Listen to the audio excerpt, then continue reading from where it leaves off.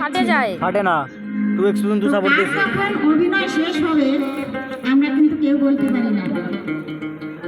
যার যখন অভিনয় শেষ হবে সে কিন্তু তখনই এই ধরাধাম ছেড়ে পৌঁছে যাবে সেই মালিকের কাছে।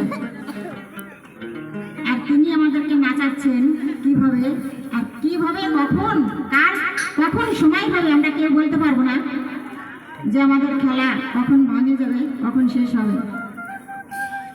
তো শুনুন গানের বিষয় কি বলছে। আমার ফোন কাঁপে।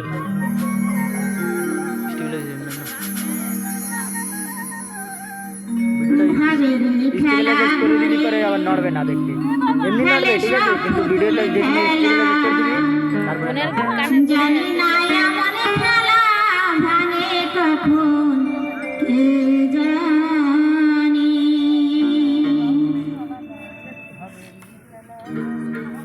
দেবো না।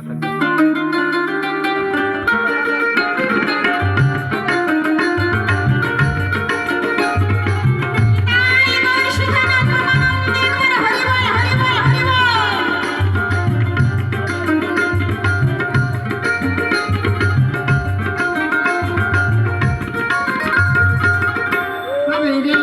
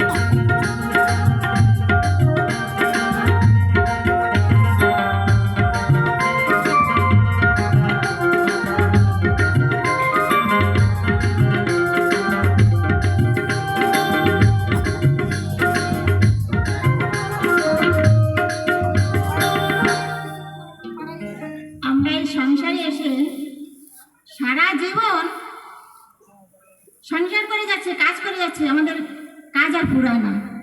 ভগবানকে একটু স্মরণ করব, একটু ডাকবো, সেই সময় আমরা পাই না।